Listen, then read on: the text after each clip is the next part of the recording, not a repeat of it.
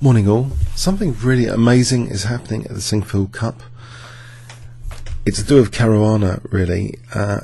Winning 6 out of 6 against top level opponents, the best players in the world, is an incredible achievement. So at round 7 he's playing black against Maxime Vachier-Lagrave yesterday.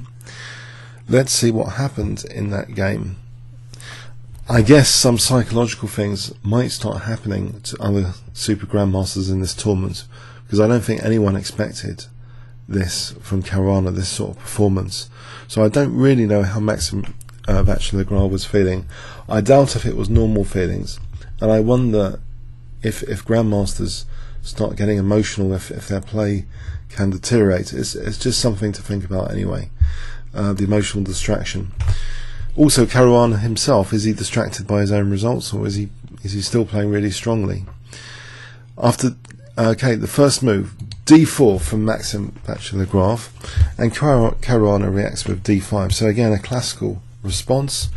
After c4, will he play his Slav defense and not block in the bishop? Well, actually, he plays e6. He blocks in this bishop. So the Slav, in some respects, is an upgrade to e6. But still, there's been some comments, interesting comments, that Caruana has avoided the hyper-modern systems like fianchettoing bishops so far in this tournament, and that's true, it seems. And there's a number of games actually recently where it seems he is prone to losing more when he fianchettos bishops. And I wonder if that's because of the inherent weaknesses and liabilities of fianchettoing bishops, or maybe there's something in his style which is saying, he's a classical player and to stick with classical openings. So this is a very, very classical opening here. Knight c3, and now instead of knight f6, a little tweak on this move, bishop e7. So this discourages the bishop g5 clearly. So the bishop here actually commits to f4. So a little tweak there, this bishop e7, and now knight f6. Okay, so e3. So is Caruana actually playing for a draw from this position? It doesn't look too mega aggressive like a king's engine defense or something. It looks like a very, very solid position. There's the classic issue of the c8 bishop to develop at some point, surely. Black now castles, and we see rook c1. So a fairly standard looking position so far. And in fact, in this position, a common move apparently is c5. Another one is c6 or knight bd7. These are common moves. We see actually knight bd7. Okay, so here I don't think there's anything too much going on with cd. Let's have a quick look at this. Takes, if knight b5, we can just play, apparently we can just play this, and there isn't too much going on. This is no good because of check, and this position is fine for black. That's really good for black, in fact, this position here. So there's no problem with c7 here, even though the bishop's on f4. You might think there's some tactical reason for maybe trying to discourage knight b5. Doesn't seem to be a problem. In fact, white keeps the position closed now, doesn't even want to use that c-file. White plays c5. And when you see a move like c5, in principle, at lower levels of the game anyway, it seems you want to react at some point with e5, because white's committed this structure. And if you can try and get in e5, you're weakening the pawn chain at its exploitable base, which is the d4 point. But at the moment, it's difficult to imagine that e5 is possible. This next move understands really that if white gets in bishop d3, white will be controlling the e4 square. So this is a good time, if black wants to do this, to play now the move knight e4, and he does play that knight e4 move. So what does it do? I think, well, the pressure on c3, is that significant? For example, if b4, is that terrible? Well, maybe actually, after taking, this is good for black here, I think, something like this. Then we can actually hit with e5 straight away, that pawn chain. So that knight takes c3 is an important option for black to maybe damage white's pawn chain. Now if it's taken here, if white does play knight takes e4, these double pawns aren't of great significance, but I think, you know, this is actually knight takes e4 is one of the computer suggestions. It's a reasonable move for equality, actually. Yeah, if we take that, we can attack the pawn, and black might be doing well not to play f5 here, because then bishop c4. Instead, e5 hit this pawn chain at d4, that exploitable base, and this should be okay for black. For example, like this. This looks about equal with moves like queen d5, bishop f5, and white doesn't really, I think, want this sort of position in principle. Here, this should be okay for black. But anyway, I mean, it's a move. It's a playable move to consider, just taking on e4. Another one is just moving the knight here. I mean, this might not be that bad either in this particular position. But okay, bishop d3 was played, and this is, when I was looking yesterday, I thought that this was a bad sign, that maybe Fabiano Caruana is getting a bit maybe a little bit overconfident. When I saw this next move, I wondered about the comments about the thin shadowed bishops and the weaknesses. You know, got me thinking. He played actually f5, and I thought, f5, really? This isn't so classical now. It's kind of weakening that e5 square. But the thing is, white's grip on e5 isn't that intense in this particular position. I mean, this is the sort of move I would play without thinking too much. If black can contest the e5 square, the dark square weaknesses are not such a serious problem. And the first feature of f5 to look at, of course, is if knight takes, then black actually is doing very well with this f-file pressure. For example, this position, again, this tactical move e5 hits white's pawn chain quite hard here. For example, taking, and then we can do all sorts of things as black. We can leave these pawns for a while. We can just support the center and look forward to torturing the pawns later. I mean, this will be fine. This f-file pressure is interesting. The bishops are looking good here.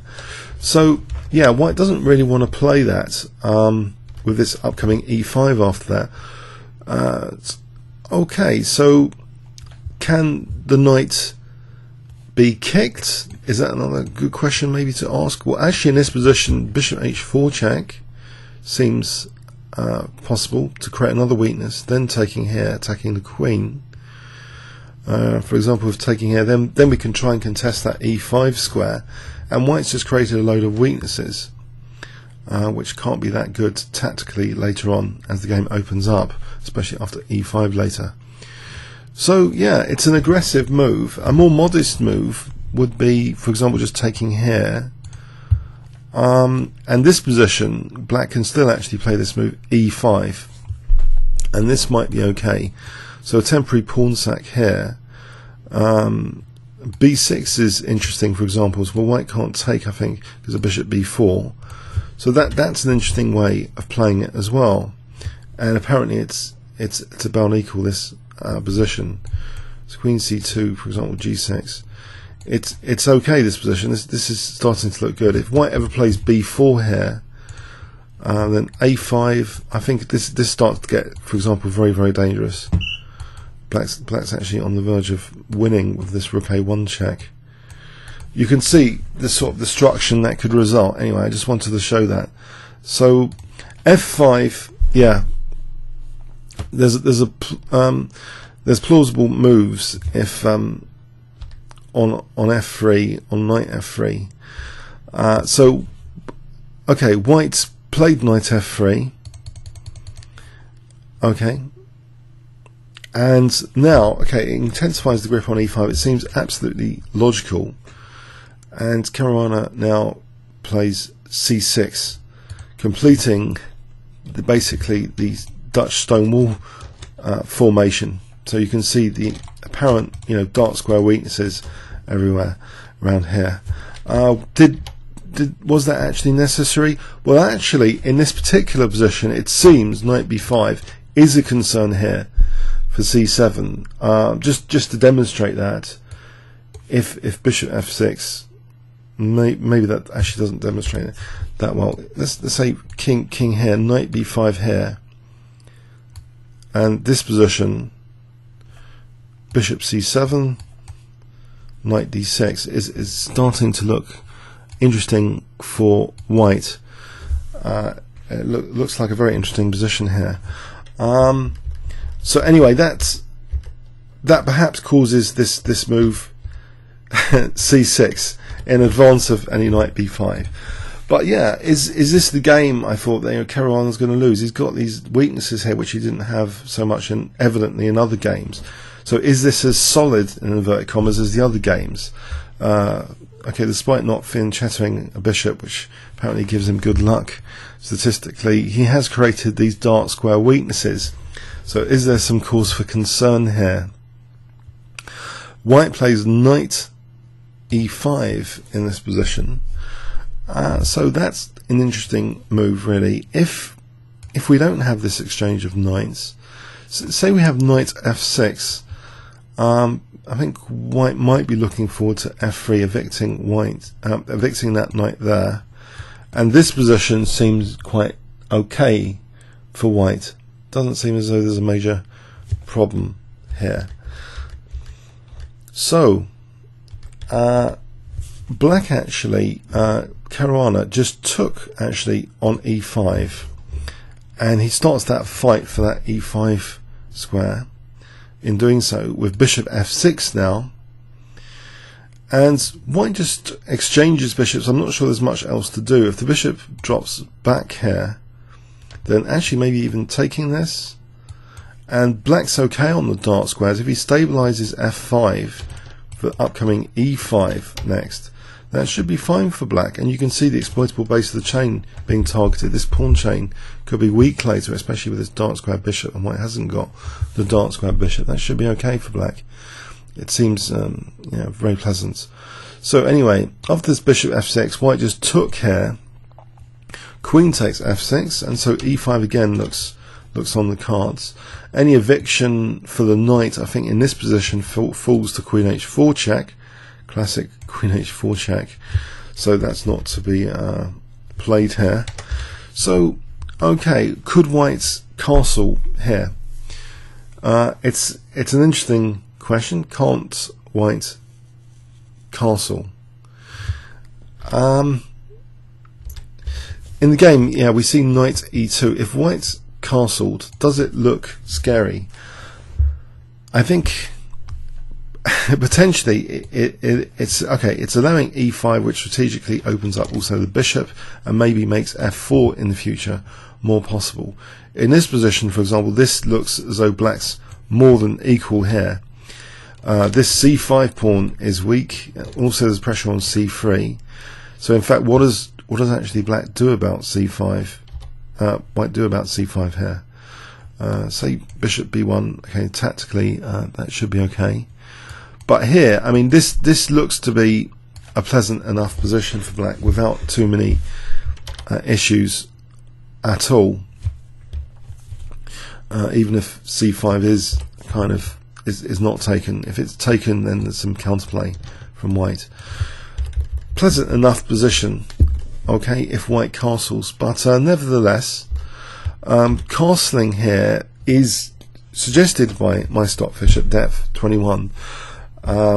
Normally you wouldn't put normal moves like that under great scrutiny as though there's a big problem, but yeah, it wasn't played. Maybe white was scared of some sort of attack, and I heard actually it was one of Maxime Vachier-Lagrave's mottos about the threat being stronger than the execution.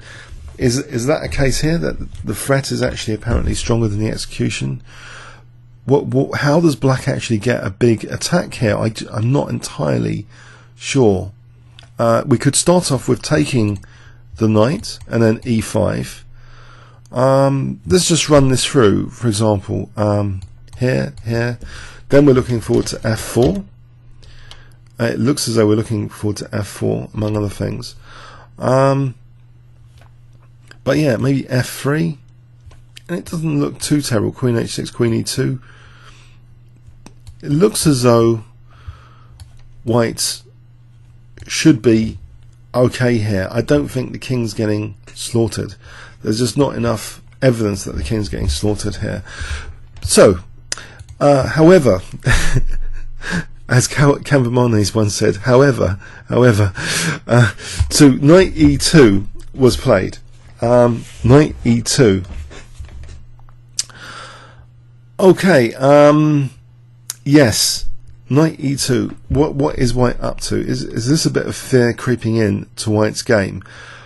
Black now plays e5, and at this moment again, why not castle here? Is it safe to castle? Is it safe? A question for Marathon Man. Is it safe? Is it safe to castle here? Okay. Well, in this position, does black have a crushing attack or not? Again, I can't see any clear evidence that black should be crushing white from this position at quite a high depth here. Black certainly doesn't want to do this. I think that would be increasing white's grip. A nice useful square to have d4, but instead, if black keeps that tension, maybe bishop d7, and then white could even play a move like queen a4 to try and attack on the queen side later, maybe. Again, yeah, I can't exactly see. I mean, maybe white can even take this and play queen d4. I can't exactly see why this would be a big problem for white. However, in this game position here, white didn't castle. White actually played queen a4. I don't know if this is because of psychology, bad psychology creeping in, bad emotions about Caruana's unbelievable performance so far. I mean, it brings to mind, Fischer's performances before challenging Spassky in 1972. He wiped out Mark Taimanov. He wiped out Spassky. That 6-0 for both matches. But I wonder if one led to another. Just this psychological grip that opponents can have of fear. And if that creeps in too much into a chess game, does that affect their calculations? Does that affect all their judgments, in fact? Because this looks to be a questionable move, queen a4. And you might think, well, actually, isn't it a great positional move? Because d takes, and then we've got the d4 square for queen d4. The problem is, there's a tactical nuance, which at this level, you'd expect them to really, be careful about tactical nuances here. And there is a tactical nuance that the queen is unprotected, and it actually allows black to essentially force a draw now, nearly, in some variations, after this move, queen h4. So the tactical nuance here is basically, if d takes e5 now, well, there's queen takes f2. That wasn't the tactical nuance I was on about. That's pretty direct, actually. No, the tactical nuance is coming up. Sorry, g3, queen g4, and in this position, here it is. That d takes e5. Can you see what black can do here if d takes e5? If I gave you 5 seconds, starting from now.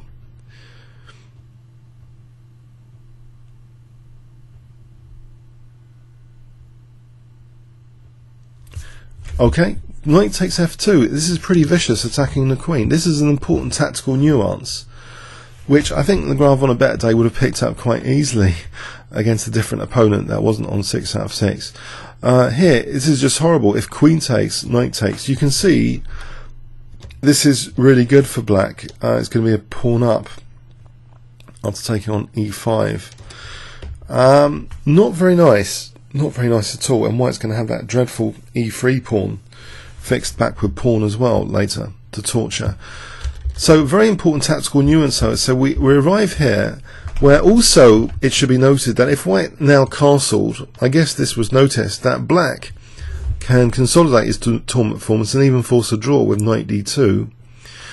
Looking at the rook, white doesn't really want to weaken the light squares here. It would seem actually kind of fatal to do so. In fact, here there's knight f3 check, winning like this. As you can guess, the king coming out is not going to last long. So basically, yeah, if castles knight d2, then if the rook moves, then black, if he wanted, could play knight e4 and hit f2 again. And white has nothing better really than to play rook f1 again here. If f3, then that's just asking for trouble. Check. And here actually it's possible to play queen takes e3, because after takes, these pieces are kind of loose. So this is actually better for black. This is a great way of losing as well for white. In fact, we can play this, apparently, e takes d4. And it just gets really nasty after bishop g4. White's going to be losing material back. So yeah, so we have here the next points of controversy. White really should have just castled and maybe accepted that possibility of a perpetual and a draw if black wanted to draw to consolidate his tournament lead. But no, we see the move g3 now. And you might not think this is too bad, surely, here. Is it okay? Well, actually, after queen g4, black does stand better now. And it's not just the idea potentially of a queen evasion, it's knight g5, which is a nuisance, for knight f3 check. In fact, I'm not sure queen f3 is actually that scary. The move white played here, perhaps, apparently white should consider queen b3 or bishop c2, engine sessions, or bringing the queen back to try and maybe defend. Bringing the queen back, this looks very defensive.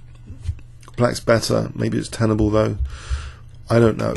But rook f1 was played here, and now we get this horrible looking move knight g5 with this knight f3 check, and you can tell that the king might not be castling now because both rooks have moved, and it's actually illegal to castle on the king side or queen side now. And in fact the king makes a dramatic run for it, and really if you looked at this game from a distance, it would be as if this was some sort of club game where white was about, you know, white was just an ordinary player, an ordinary club player, because this is the sort of thing that happens in club games. I don't know, I'm getting cracked up looking at this game and this position again, sorry. King d2 was played. Yes, so we get this check. The king's running around, and I wondered what was going on in this game yesterday. You know, a short intermission, I come back to the position, the king's running around to c3. What is Lagrave doing? He's neglected his h2 pawn. Maybe, yeah, that's a part of a deep thing for the h-file attack later. But it is actually taken here because really there's not that much support for this h-file attack. And if there's no problem with it, it is an extra pawn. So rook h1, this was played, knight f3. And it controls also h4, so there's no eviction for the queen with tempo. Now we get an interesting move, queen a5. So the signal of aggression and coordination, if the queen can come here and somehow coordinate with the rook later. Well, sensitive to this, we see a move queen g5. So maybe queen e7 or queen f6, looking at the king, is coming up now. In this position, if queen c7 immediately, this wasn't played, this should be okay for black to respond, maybe even with rook f7 here, and force this bishop back. This position here, it doesn't seem as though the queens are that clever. Possibly we're coming up with queen d8 later, and to trap the queen because the knight controls the e5 square, so it might not be so clever to do this for white. As an example, queen d8, rook f6, and we're nearly kind of trapping the queen. g5, ouch. So the queen invasion to c6 to d6 isn't that lucrative. So anyway, after queen a5, queen g5, we see actually d takes e5, which in some cases you'd think would be useful for that d4 square. Queen e7, looking at c5 and e5. After knight d4, yes, white gets an important central square for the moment. Knight takes e5. Slight problem here though, as well as white being a pawn down, is the king position is not too clever. If black's going to get these pawns rolling with b6 with tempo on the queen, once these pawns start rolling, this could be quite painful for white in theory. Pawn mobility is a very important thing to consider, and it's difficult to actually stop a sort of pawn sacrifice with b6 here for white. And in fact, white plays b3, okay, trying to get his king to a more sensible square to try and discourage b6, and you think it will be okay, and all white's done is sacrifice a pawn for the h-file. But the king hasn't gone to b2 just yet, and Caruana starts playing extremely energetically from this position now, with b6 straight off the bat. Okay, white doesn't really want to allow winning that pawn. This doesn't look too clever to allow winning that pawn. For example, taking there. If we go here, there's knight takes d3 check, so this isn't clever at all. Knight c2, d4 check, and you get the gist that really this sort of position isn't too hot. Again, losing the bishop there. So basically the pawn sack has to be taken, and we get pawn mobility c5. And with this, now there's various possibilities like d4 and this bishop coming on this diagonal against that poor rook. All that rook wanted to do was to attack black. It didn't want to be munched. But yeah, that's the kind of double-edged sword of chess, that you think, you know, you've got some sort of potential attacking unit there. It's actually a liability at the same time for being munched. So knight b5. And immediately there's an implication of munching now the rook after bishop b7, because d4 check is threatened to win that rook. And of course we still can't move the kings of knight takes d3 check. So what does white do? Black is also offering another pawn, but to win the exchange here, you think is a big problem, because also it would leave then another rook on h1 to be munched. I know, this game, it seems totally ridiculous and out of character for the players involved, but honestly this is what happened. I'm not kidding, I'm not making this game up. B takes a7, and white's losing a great deal of material after b takes a7. What else does he do? If he moves the rook, let's move the rook instead. Here, unfortunately, there seems to be various forcing moves for black, which are crushing. I mean, where do we start? Queen f6, that stops king b2 because of double checks. If here, now we can play a takes b6, and we're crashing down to a2 potentially. Queen c3, maybe there's even stronger than rook a2. That looks fairly good as well, but apparently even stronger to play this. Maybe the idea of d4. It just looks incredibly painful. For example, like this, then we can take. It's a nightmare, isn't it? So basically, the game continued with b takes a7. And white's losing a rook here, for starters, so d4 check. Okay, but first this problem of the knight is solved with knight takes d3, which also puts the king in a very sensitive spot later to help lose even more material after bishop takes h1, because now we've got this very, very painful check to win the rook on h1 if it took. So white didn't even bother with that. Let's have a brief look. If taking check, queen takes h1, it's not good, is it? It's not really good. You might think, can white do this? Not really. This is a bit too it's a bit too lost, really, this position. I think black can do this, for example, and it's not really a problem to play rook takes a8 here. So it's a huge material up. It's a rook up here in this position. So white played rook takes c5. He is, to his credit, trying to do something dynamic with this pawn. We see check, queen e2 check, queen d2 check, and now an accurate move, it seems, bishop c6. So threatening things like this, and maybe taking there later for c3. White plays a4. Caruana takes anyway, even though he's giving two connected passed pawns, it seems, as a possibility. But is that really viable here? Let's have a quick look. A takes b5 wasn't played. This pin is quite painful, really. Rook fc8. And what does white do about that rook? It's pretty nasty to lose that rook. I don't think these pawns ever get a chance to do anything. Check. Yeah. White's getting done over. In fact, in this position, there's rook takes a7, and here queen e2 check, mating, embarrassingly.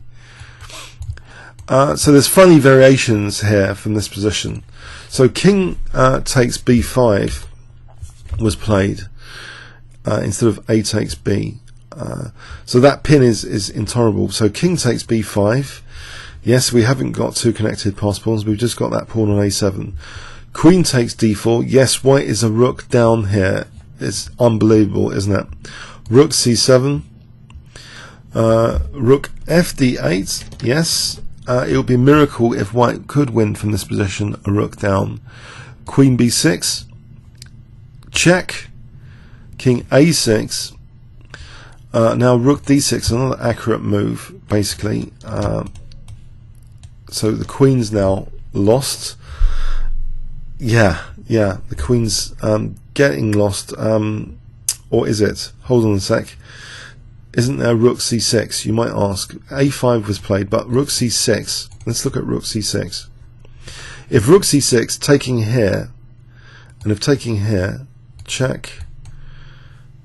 Okay, queen e5. This is no problem for black. This position here. The pawns are very far away from doing anything. Check, there's king f7 if we go check. Okay, the queen wasn't technically lost, but it was actually sacrificed. a5 with a5. So trying to get the two connected passed pawns again. Can black just take? Yes, he can tactically. It's not really working out well, but instead, well, there's a lot of moves that win. Queen d3 was chosen. After king b7, queen d5 here, queen d5 check, and here white resigned. Let's look at some sample variations then. If king a6, rook takes b6 check, a takes, getting the two connected passed pawns, but after queen takes b3, white really isn't in any position to play b7. There's the check, and we can just pick up a7, and that's it, really.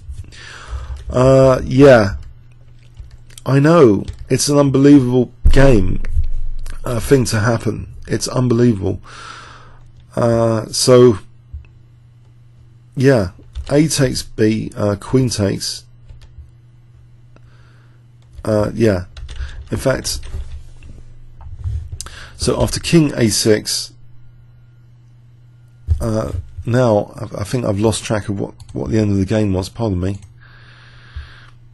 I think the end of the game was here. After a5 check, king b7, queen d5 check, white actually I think resigned here. Okay, the other point to note is if rook c6, then white loses the queen, I think, with rook takes, and then rook takes a7 check, deflecting the king away. If king here, then we have, for example, rook a6 check, so we can pick up the queen.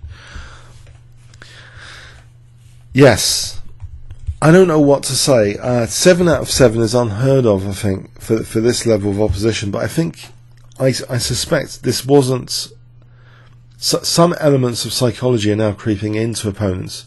So there's a kind of paradox actually created. The statistical likelihood of Caruana winning all his games in this tournament, you think would be approaching 0.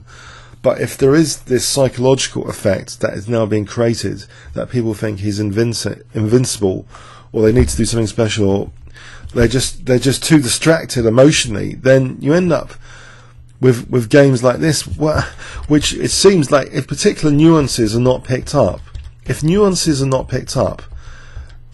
then they magnify to be really destructive at this level. So this Queen A4 and not castling here, this position here is already equal for black already, and now it's just clearly better for black in theory. But nevertheless, Caruana continues relentlessly to be playing accurate moves and very energetically. So he won that pawn, he distracted the rook here, he later won that rook, but it was very, very good stuff with the b6 later. He never gave white a chance to consolidate the position by tucking his king in. It was just, if white had king b2 here, say black lost even just one move and white had king b2, then no, there's still knight takes d3. Pardon me. Alright, 2 moves. If white had 2 moves, bishop c2 and king b2, it will still be better for black because of knight g4 actually. Okay, I give up on this game. I don't know. I think he's driving everyone nuts now, Caruana. I predict he might win all his games. If Magnus Carlsen, though, you'd think he's got a very, very strong psychology. That's his next opponent. I just don't know what to think anymore about what's happening in this Sinquefield Cup. Have they all cracked up? Is Caruana really playing much stronger chess than them? I don't know, but we're witnessing something very special in chess history here. Comments or questions on YouTube. Thanks very much.